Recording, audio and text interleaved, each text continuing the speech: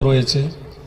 আনন্দ এই দৃষ্টিকোণ থেকে যে তারা যে কঠোর পরিশ্রম করে দিন এবং রাত পরিশ্রম করেছে, তার শেষ লগ্নে আজকে তাদেরকে ফারাগাত মূলত হেফজ বিভাগে কোরআনের হাফেজ এবং হাফেজা হলো 4 জন আমার মেয়ে এবং 8 জন ছেলে। আমাদের 4 জন মেয়ে এবং 8 জন ছেলে। আলহামদুলিল্লাহ, আমি ছেলে এবং মেয়ে উভয়কেই বলবো, কোরআনের হাফেজ হয়েছ, এটা কিন্তু শেষ না, বরং এখান থেকে বলা যেতে পারে অধ্যয়নের সূচনা। এতদিন তোমরা শিখলে কিভাবে পড়তে হবে, এবার তোমাদেরকে আসল পড়াটা পড়তে হবে। এজন্য তোমরা এখানেই পড়া সমাপ্ত করে দেবে এমনটি না, একটা পাঠ শেষ করেছ। উদাহরণস্বরূপ, ছাদে উঠার জন্য যেমন অনেকগুলো ধাপ থাকে, সিঁড়ির যেমন অনেকগুলো ধাপ থাকে, তো বলা যেতে পারে তোমরা প্রথম ধাপে পা রেখেছো মাত্র, এখনো 9টা ধাপ উঠতে হবে।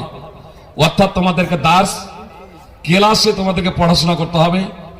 এজন্য তোমরা এখনই পাঠদানের লক্ষ্য এবং উদ্দেশ্যে, শিক্ষাদানের লক্ষ্য এবং উদ্দেশ্যে কোনো প্রতিষ্ঠানে যুক্ত হবে না, এটা আমার বিনীত অনুরোধ।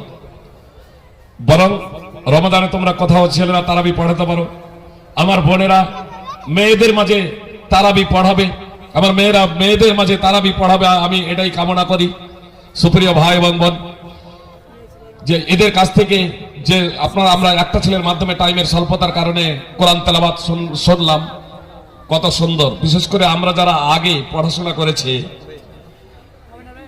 এই বাচ্চা ছেলেদের মতো কিন্তু আমাদের কোরআন পাঠ অতটা শুদ্ধ না। যে আমাদের পশ্চিম বাংলার অধিকাংশ মৌলবি মাওলানা যদি সৌদিতে যান, বা সৌদিতে দূরের কথা, আপনার যদি বেনারস সালাফিয়া বা ফাইজাম বা মালিগাঁও মানসুরা যদি যান, তাহলে অধিকাংশকেই আপনার নুরানি কায়দা বা বাগদাদি কায়দা পড়ানো হবে, আলিফ বা তাসা করে। বুঝতে পেরেছেন? তো আলহামদুলিল্লাহ, এই হেফজের মাদ্রাসার মাধ্যমে, হেফজের শিক্ষার মাধ্যম দিয়ে প্রথম যেটা পবিত্র কোরআন শুদ্ধকরণ, তারতিলের সহিত পড়া, এটা আলহামদুলিল্লাহ